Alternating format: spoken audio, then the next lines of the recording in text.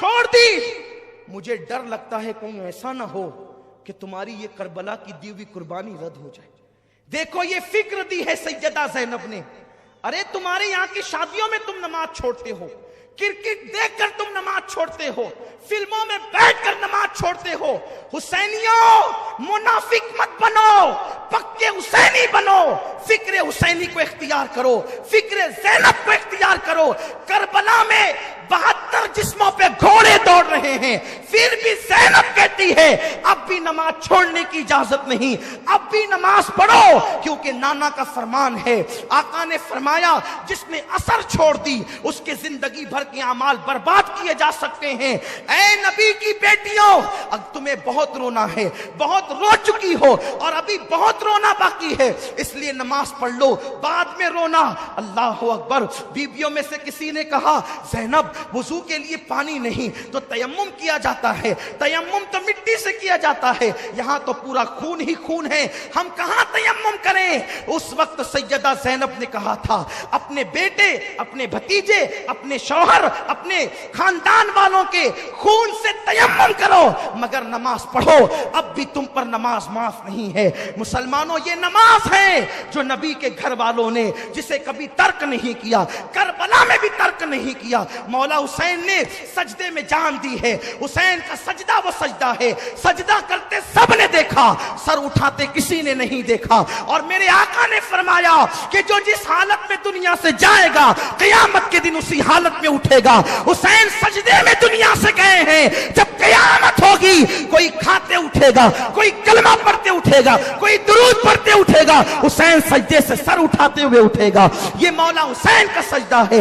इसलिए मैं तुम्हें मौला हुसैन का वास्ता दे करके कहता हूं, आवारगी छोड़ दो, हराम कारोबार छोड़ दो, इस्लाम दुश्मन ताकतों को खुश मत करो, नमाज के पाबंद बनो, इबादत के पाबंद बनो और आज से अहद करो मौला हुसैन हम तेरे सच्चे गुलाम हैं, ज़ैनब हम तेरे बाबा के गुलाम हैं, तेरे गुलाम हैं। हमने कल तक जिहालत में गुनाहों में जिंदगी गुजारी, आज के बाद नहीं गुजारेंगे। आपके नाना को नमाज पसंद थी, हम आज से नमाज के पाबंद बनेंगे। दाढ़ी पसंद थी, दाढ़ियां मुंडाकर गटर में फेंककर हम यजीदी नहीं बनेंगे, हम हुसैनी बनेंगे, दाढ़ी रखेंगे, केरम नहीं खेलेंगे, ताश के पत्ते नहीं खेलेंगे। और याद रखो साथ ही साथ करबला की जंग ये पहली मसलक की लड़ाई है, क्योंकि यजीद भी कलमा पढ़ता था, हुसैन भी कलमा पढ़ते थे। लोग कहते हैं खुदा एक है, रसूल एक है, लड़ते क्यों हो? हम कहते हैं हुसैन ने जहन दिया है कि जो नबी और आले नबी वाला है बस वही मोमिन है, और जो आले नबी का और नबी का गुस्ताख और गद्दार है वो मोमिन नहीं है। इसलिए उनसे बचो, ऐसे लोगों से जो गद्दार है नबी और आले नबी की। अर्ज ये कर रहा था, असर पड़ी गई, बीबियां की चादरें तो छीन ली गई थी। सैयदा ज़ैनब ने कहा बीबियों, ओ बीबियों, नबी की बेटियों, कल तक के तुम दुपट्टों से चेहरा छुपाती थी, अल्लाह ने बड़े बाल इसलिए दिए हैं कि अब तुम अपने बालों से चेहरा छुपाओ। सोचती थी कि रात होगी तो कुछ राहत मिलेगी, रात होगी तो कुछ आराम मिलेगा। बस अब गुफ्तगू समेटता हूं, चूंकि दुआ भी करनी है, वक्त भी तमाम हो रहा है। इत्मीनान के साथ सुने। शाम होते होते तमन्ना थी, ख्याल था कुछ आराम मिलेगा, लेकिन शाम आई तो अब ये हुआ, शाम आई तो ये हुआ। ज़ैनुल आबिदीन की पीठ पे ताजियाने लगाए गए, रेत पर बीबियां पड़ी हुई है, बेकसी, मजलूमी, बेबसी, मुसाफिरत, परदेस, कुछ नहीं है, बस बेबसी और बेबसी और बेबसी। लाशें हैं। ज़ैनब ने चेहरे पे बालों का पर्दा कर लिया है, रात हो चुकी है। फुरात के किनारे पर कभी दरिंदों के धाड़ने की आवाज आती है तो सहम जाती है। कल तक के पूरा घर भरा था, खेमे के खेमा भरा था, अब ना खेमा है ना खेमे में रहने वाले हैं। ज़ैनब ने बहुत तलाश किया तो एक टूटा हुआ खंजर कहीं से ज़ैनब को मिल गया। बहनों की, भाभियों की बच्चियों की और भतीजे की हिफाजत अब जैनब के जिम्मे पे। एक टूटा हुआ खंजर लेकर के जैनब कभी इधर को कभी उधर को, ऐसे में देखा एक नकाबपोश घोड़े पे बैठकर लाशों की तरफ बढ़ता है।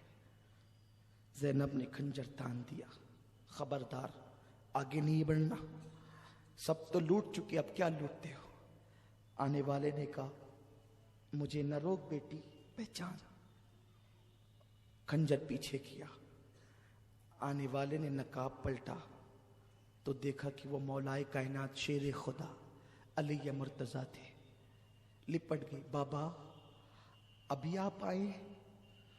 असगर शहीद हो रहा था तब नहीं आए? अकबर के वजूद पे खंजर चल रहे थे तब नहीं आए? मेरा भैया हुसैन प्यासा शहीद हुआ तब नहीं आए? मौला अली ने कहा, बेटी उस वक्त तो इम्तिहान था, मैं तुझे तसल्ली देने आया हूं। इम्तिहान में मदद नहीं की जाती बेटी, इम्तिहान में तो इस्तिकामत की दुआ की जाती। जब मेरा हुसैन करबला में तड़प रहा था तो तेरी अम्मी, तेरे नाना और मैं दुआ करते थे, अल्लाहुम्मा आतिल हुसैना सब्रन व अजरा। अल्लाह मेरे हुसैन को सब्र और अजर अता फरमा। बहन तेरा भाई, बेटी तेरा भाई कामयाब हो गया, जैनब तेरा भाई कामयाब हो गया। बस सैयदा जैनब रोने लगी और रोते रोते, जब दुपट्टा तो था नहीं, जब अपने हाथ की मुट्ठियों से आंसू पोंछे तो मौला अली गायब थे, कोई मौजूद नहीं था सामने। फिर रोते हुए खंजर लेकर के इधर को उधर घूमती है, बस इशारा देकर आगे बढ़ता हूं। लाशों के करीब से अंधेरे में रोने की किसी की आवाज, सिसकने की आवाज आ रही थी। जब जैनब आवाज पे चलती हुई गई तो क्या देखा, एक लाश पड़ी हुई है और उसके सीने पर एक बच्ची सर रख करके रो रही है। बाबा मुझसे बात करो ना, बाबा मेरे सर पे हाथ रखो ना, बाबा मुझे अपने सीने पे सुलाओ ना। जब देखा तो वो कोई और नहीं बल्कि सकीना थी। सकीना मेरे बच्चे यहां कैसे, तू क्यों रो रही, कौन है ये? सकीना ने कहा, फूफी पहचानो ये मेरे अब्बा है, हुसैन है, मेरे बाबा है। बेटी अंधेरे में तुझे कैसे पता चला ये तेरे बाबा हैं? कहा, फूफी जब मैं रोती हुई लाशों के करीब आई, अब्बा तुम कहां हो, बाबा तुम कहां हो, आज मुझे नींद नहीं आ रही है बाबा। कल तक तो अपने सीने पे सुलाते थे ना बाबा, मुझे आज भी अपने सीने पे सुलाओ। फूफी जब मैंने ये कहा तो इसी लाश से आवाज आई, मेरे बच्चे सकीना मैं यहां हूं, इधर आ। तो जब इससे आवाज आई तो मैं यहां आ गई और मैंने पहचान लिया यही मेरे बाबा है। बच्ची को उठा करके लाया और अभी फिर एक अजीब सा दिलसोज मंजर सामने आया कि हुर की बीवी ने कहा, देखो यजीदियो ओ पलीदो, देखो वो पड़े हुए हैं, 3 दिन से ज्यादा हो रहे हैं, प्यास की शिद्दत में तड़प रहे हैं, मर जाएंगे प्यासे, इन्हें कहां ले जाओगे, क्या जवाब दोगे? अरे जिन्हें शहीद करना था वो तो कर चुके हो, अब इन्हें कुछ पानी तो पिला दो, ये बीबियां लड़ने वाली थोड़ी हैं, इन्हें तो कुछ पिला दो, इन बच्चों को कुछ पिला दो। उन्होंने कहा ठीक है तू ही ले जा पानी। यजीदियों ने हुर की बीवी के यहां से पानी भेजा। जैसे हुर की बीवी आती हुई नजर आई, फिर खंजर तन गया। बिनते अली का करजदार आवाज में, कौन हो, रुको। उसने हाथ जोड़ के कहा, बीबी मैं हुर की बीवी हूं, मुहिब्बे अहले बैत, पानी लेके आई। पानी का नाम सुना, असगर की प्यास याद आ गई, अकबर की प्यास याद आ गई, कासिम की प्यास याद आ गई, अब्बास के कटे बाजू याद आ गए, मौला हुसैन की प्यास याद आ गई। ले जा तेरा पानी, हमें नहीं चाहिए, हमें तो पानी के नाम से भी नफरत हो चली है। नहीं बीबी, आपको आपकी अम्मी फातिमा का वास्ता, अगर पानी कबूल नहीं करेंगी तो शायद वो मेरा मजाक उड़ाएंगे। अच्छा ले आ पानी। पानी आया, बीबियों ने पानी देख करके रोना शुरू किया, कोहराम मच गया। पानी के कुछ छींटे सकीना पे दिए गए, सकीना बेहोश थी, होश में आई। होश में जब आई है सकीना तो पानी को कटोरे में डालकर कहा, सकीना ये हुर की बीवी पानी लाई है, मेरी बच्ची लो पानी पी लो। मासूमियत से सकीना ने पूछा, फूफी हुर की बीवी ठंडा पानी लाई तो तुमने पानी पी लिया? सैयदा ज़ैनब ने कहा नहीं बेटे, नाना की हदीस है ना कि जब खाने पीने की चीज आए तो पहले छोटों को पिलाया करो, खिलाया करो, फिर तुम खाया पिया करो। बेटी इस पूरे काफले में सबसे छोटी तुम हो बेटी, लो पहले तुम पियो, फिर हम अपना देख लेंगे। जैसे ही सकीना ने हदीस सुनी, कटोरा हाथ में लेकर खड़ी हो गई और नन्हे नन्हे कदम से दौड़ती हुई लाशों की तरफ चली। ज़ैनब ने पुकारा, सकीना, ओ मेरे बेटी सकीना, सकीना कहां जाती हो बेटी, इधर आओ। पलट करके कहा, फूफी इतनी जल्दी भूल गई नाना की सुन्नत?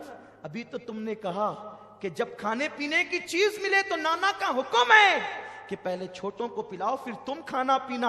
आप कहती हैं कि पूरे काफले में सबसे छोटी मैं हूं। नहीं फूफी, मैं पूरे काफले में छोटी नहीं हूं, मुझसे छोटा तो मेरा भैया अली असगर है। मैं पहले उसे पानी पिलाऊंगी फिर मैं पानी पीऊंगी।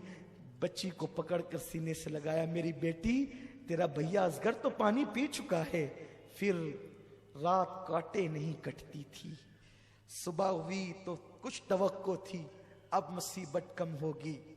11 मुहर्रम की सुबह आई है। जालिम बीबियों के तरफ आए, जिन नाजुक हाथों को हुरा ने बहिश्त बोसा देती है।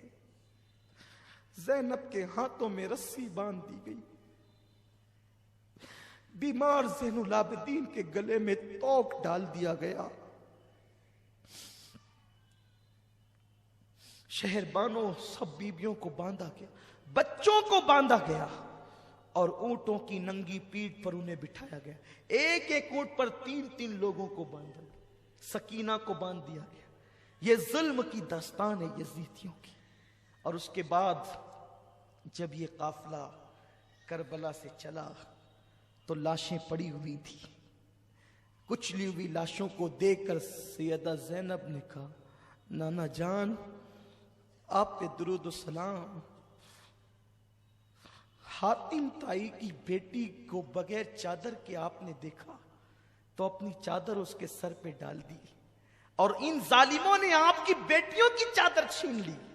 आपका हुसैन बगैर कफन के पड़ा है, आपके हुसैन को कफन तक मयस्सर नहीं, हुसैन की औलाद को कफन तक मयस्सर नहीं। अल्लाह अकबर। फिर कहा, ओ यजीदियो तुम्हारी मेहमानी याद रहेगी, कोफा वालों तुम्हारी मेहमानी याद रहेगी। तुमने मेरे भाई को बुलाकर उसके साथ क्या सलूक किया। अपने बेगाने सब रो पड़े, काफिला चल पड़ा। शाम होते होते ये काफिला जो है वो कोफा की तरफ पहुंचा। तो चूंकि शाम हो गई थी, दारुल इमारत बंद हो चुका था, बाहरी पहाड़ के करीब काफिला रोक दिया गया। काफिला रोका गया। अजीब हालात थे। वैसे ही बंदे हैं, नमाज के लिए तक हाथ नहीं खोले, नमाज के लिए तक हाथ नहीं खोले, ऐसे ही बांध करके रखा। रात की आखिरी पहर, ज़ैनब आहो फगा में थी, आए कर रही थी और कहा कि इन्होंने इस तरह लूटा। सुबह हुई, रात का मंजर तो ये है, खौली बिन यजीद के हाथ में इमाम हुसैन का सर दिया गया, सर बांट लिया, अपने अपने घर ले गए। उसने अपनी बीवी को कहा तेरे लिए तोहफा लाया। उसने कहा क्या तोहफा है? कहा कि इतना लाया हूं कि तू माला माल हो जाएगी। कहा लाया क्या ये बता। कहा हुसैन का सर। कहा लानत है तुझ पे, आज के बाद मैं तुझसे कोई बात नहीं करूंगी, आज के बाद मैं तुझ पे हराम हूं, मैं तुझसे कोई बात नहीं करूंगी। नवासे रसूल का सर काट के लाया है। रात ना होती तो घर से निकल जाती। और उसके बाद कहा उससे बात नहीं करना। और जब वो सोते पड़ा रह गया तो वो बीबी का बयान है, वो अहले बैत की मुहिब थी कि रात भर मैंने सब्ज परिंदे हुसैन के सर के इर्द गिर्द मंडलाते देखे और नूर ही नूर देखा। बल्कि अल्लामा अबू इसहाक अस्फराइनी रहमतुल्लाहि ताला अलैह नूरुल ऐन फी मशहद हुसैन में लिखते हैं कि वो बीबी कहती है कि मैंने देखा कि कुछ लोग आए हैं, कुछ औरतें कुछ मर्द हैं, इतने नूरानी चेहरे हैं और वो बारी बारी से हुसैन की पेशानी को चूमते हैं, बोसा देते हैं। जब मैं करीब गई मेरे तो भाग जगे, सरे हुसैन क्या आया मेरे घर में ये नूरानी चेहरे वाले। मैंने पूछा कौन हो तुम? तो जो बहुत नूरानी चेहरे वाले सफीद रेश थे, उन्होंने कहा मेरा नाम इब्राहीम है, मैं अल्लाह का खलील इब्राहीम अलैहिस्सलाम हूँ। हुसैन की पेशानी चूमने आया हूँ। और उसके बाद दूसरे ने कहा मैं आदम हूँ। और जब मैंने बीवियों से कहा तुम कौन हो, एक ने कहा मैं हव्वा हूँ, एक ने कहा मैं मरियम हूँ, एक ने कहा कि मैं फातिमा बिनते मोहम्मद हूँ। अल्लाह अकबर। मैंने ये मंजर देखा तो थर्रा गई। फिर मैंने जुल्फे साफ की, चेहरा साफ किया और ये मंजर में रात भर इसमें डूबी रही। सुबह हुई तो खौली पलीद जो है वो सर लेकर के गया। पूरे कूफा में सर को घुमाया गया। कूफे वाले छत पर चढ़कर सीना पीट रहे थे। हम न थे, हम न थे। वो सीना पीटते थे पलीद, रोते थे, चिल्लाते थे, चीखते थे। और कुछ लोग मजाक भी उड़ाते थे, कुछ लोग हंसते भी थे। सैयदा ज़ैनब ने फरमाया कूफा वालों, मेहमान बना के बुलाया, प्यासा रखा, धोखा दिया, खुतूत लिखे, बेवफाई की, यजीद की हिमायती हो गए। अब तुम कियामत तक के रोते पीटते रहोगे। खून हुसैन का धब्बा तुम्हारे दामनों पर यूं लगा है, ये कभी खत्म नहीं हो सकेगा। उसके बाद कूफा के दारुल इमारत उबैदुल्लाह इब्ने जियाद बदनेहाद बानी फसाद उस शैतान के पास रखा गया। हुसैन इब्ने अली का सर तश्त में रखा गया। तो वो देख करके हंस के कहता था हुसैन तो कितना खूबसूरत है। दुश्मन कहता है कितना खूबसूरत है, तेरे दांत कितने हसीन है। और जब छड़ी लगाई दांतों को, सहाबी रसूल ज़ैद इब्ने अरकम मौजूद थे। कहा ओ इब्ने मरजाना, ओ पलीद, छड़ी हटा। मैंने इन्हीं होंठों को हुजूर को बोसा लेते हुए देखा है, इन्हीं होठों को चूमते हुए देखा है। तू छड़ी लगाता है, बेअदबी करता है। उसने कहा अगर ए बुढ़े तू सट न गया होता, सटिया न गया होता, मैं तुझे कत्ल करा देता। तो कहा मेरे बूढ़े होने का इतना एहसास है? कहा तू नबी का सहाबी है। कहा सहाबी की निस्बत का इतना एहसास है? तूने नवासे रसूल को कत्ल किया। उठ के खड़े हो गए। कहा लोगों, तुमने हुसैन इब्ने अली पे जुल्म करके बहुत बड़ी गलती की। अब तुम्हारा हर शरीफ जलील किया जाएगा, कत्ल किया जाएगा, और हर जलील और पलीद को ओहदे दिए जाएंगे। ये कहकर डांटते हुए आप बाहर निकले। उसके बाद इब्ने जियाद जनाबे ज़ैनब की तरफ मुखातिब हुआ। कहा देखा तेरे भाई का अंजाम क्या हुआ? उस वक्त तो सैयदा ज़ैनब इमाम ज़ैनुल आबिदीन ने बहुत खबर ली उस पलीद की और उसको लाजवाब कर दिया। उसके बाद अल मुख्तसर इख्तिताम की तरफ आते हुए उसके बाद फिर ये हुआ कि उसने वो सारे कटे हुए सर जो है वो माअज़ल्लाह यजीद शैतान की तरफ भेज दिया। यजीद ने पहल तो उन सरों को देखा। हालांकि वहां बहुत धूमधाम थी, बड़े तमाशे थे, बड़ी खुशियों का माहौल था, बड़ा अजीब माहौल था वहां का। मैं उसको किसी और दिन के लिए छोड़ता हूं, लेकिन बस इतना कि जिस वक्त सैयदा ज़ैनब ने दमिश्क के उस दारुल इमारत में खुतबा दिया है, वो खुतबा बड़ा तारीखी है। वो खुतबे पर एक दिन गुफ्तगू होनी चाहिए। इंशाअल्लाह आप जिंदगी के लिए दुआ करें, अल्लाह आपको भी उम्र दे, मुझे भी दे। और इंशाअल्लाह सैयदा ज़ैनब का खुतबा जो दरबारे यजीद में आपने दिया है, उसका असर यह हुआ कि यजीद के लोग मुखालिफ हो गए, अहले शाम यजीद के मुखालिफ हो गए। यजीद घबराया और घबराने के बाद उसने फैसला किया कि जल्दी से इन सरों को और इन कैदियों को, असीरों को वापस कर देना चाहिए। तो उसने ये किया कि उन सरों को कहा काफुर लगाओ, खुशबू लगाओ और इनको दे दो।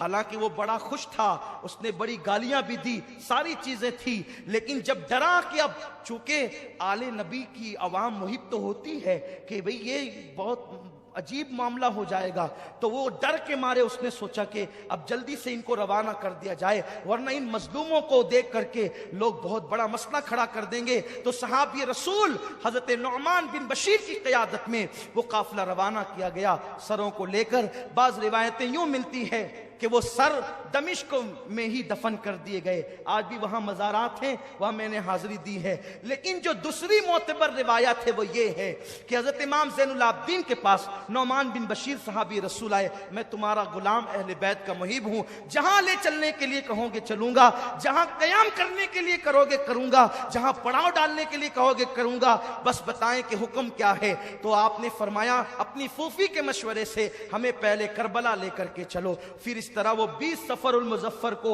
जो है वो करबला पहुंचे, यानी जिस दिन इमाम हुसैन की शहादत को 40 दिन मुकम्मल हुए थे, करबला पहुंचे और वहां पहुंचने के बाद उन लोगों ने करबला शरीफ के अंदर उन सरों को दफन किया।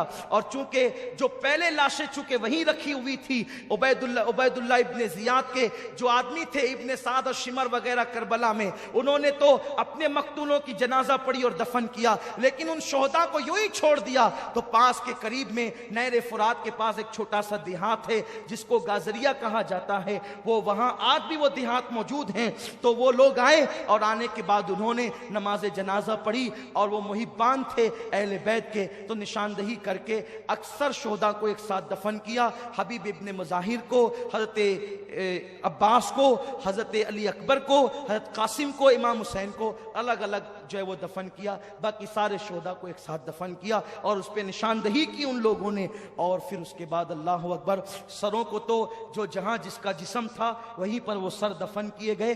और एक रिवायत ये है जो बयान की जाती है कि वो सर मदीना तैयबा लेकर जाए गए, वल्लाहु आलम व रसूलुहु आलम। लेकिन जब करबला से ये काफिला सुए हरम रवाना हुआ तो बीबियां अब मदीने तैयबा जा रही है। लुटा हुआ काफिला, सैयदों का ताराज काफिला, लुटा पिटा काफिला। जब मदीने से निकले थे, गोद में अली असगर था, बाजू में अली अकबर, दाएं इमाम कासिम, आगे अब्बास, पीछे हुसैन। ऐसे हरा भरा ये काफिला निकला था। लेकिन जब वापस लौट रहे हैं, अब चंद बीबियों के अलावा और कुछ नहीं है, बच्चों के सिवा कुछ नहीं है। और फिर जैसे ये काफिला मदीने तैयबा के करीब आया, दिल हिला देने वाली दास्तान है। जैसे ये काफिला मदीने तैयबा के करीब आया है, जैसे जैसे खजूर के दरख्त नजर आते हैं, मदीने की पहाड़ियां नजर आती है, सबर का पैमाना लबरेज होता चला जाता है, बीबियों की हिचकी निकलती चली जाती है, रोती चली जाती है। हजरत ज़ैनुल आबिदीन को गम याद आते चले जाते हैं। किसी ऊंटनी सवार ने पहले पहुंचकर अहले मदीना को इत्तला दी कि करबला से लुटा पिटा काफिला मदीने तैयबा आ रहा है। हजरत मोहम्मद इब्ने हनफिया बीमार थे, फिर भी घर से बाहर आ गए। हजरत अब्दुल्ला इब्ने जाफर तैयार, सैयदा ज़ैनब के शौहर, अहले मदीना सब बाहर निकल आए इस्तकबाल के लिए। सुगरा, जनाब सुगरा का हाल अजीब था, पछाड़े खा खा करके गिरती थी। हाय लुटा काफिला। जब ये काफिला मदीना तैयबा में दाखिल हुआ, रोते रोते लोगों की चीख निकल गई। मौर्रिखीन लिखते हैं उस दिन सबसे ज्यादा रोया गया था जिस दिन हुजूर का विसाल हुआ था, और उस दिन मदीने तैयबा में सबसे ज्यादा रोया गया जिस दिन वो करबला से लुटा हुआ काफिला मदीने तैयबा में आया। हाल ये था कि जिन्नातों के रोने की आवाज आती थी, हाल ये था पहाड़ों से रोने की आवाज आती थी। और शहादत हुसैन का तो हाल ये था, शहादत के बाद 40 दिन तक जहां से पत्थर उठाया जाता वहां से ताजा खून निकलता। ये बातें तो आप पिछली नशिस्तों में सुन चुके हैं, पिछले सालों में ये हाल था। लेकिन जब मदीनतुर रसूल में ये काफिला पहुंचा तो सैयदा ज़ैनब कुबरा ने कहा, हम सबसे पहले रसूलुल्लाह की बारगाह में जाएंगे। इमाम ज़ैनुल आबिदीन ने कहा, हम उजरे रसूल में जाकर सबसे पहले अमानत हुसैन पहुंचाएंगे। और उसके बाद जब वो हुजरे रसूल में दाखिल हुए हैं, सिर्फ घर के लोग थे, सैयदा ज़ैनब ने नाना का मजार का पैंती पकड़ा और कहा कि नाना आपके हुसैन का आखिरी सलाम ले लो।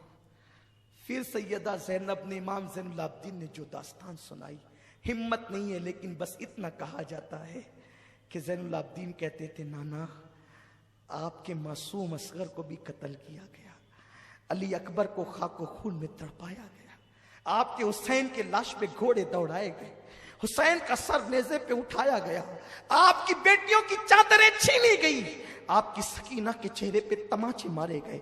जिस वक्त ये बातें कही जा रही थी, खुदा जाने कब्र रसूल पर क्या लर्जा तारी हुआ होगा और रसूलुल्लाह ने कैसे उनके आंसुओं को खुश्क किया होगा। ये तो मेरे आका जानते हैं।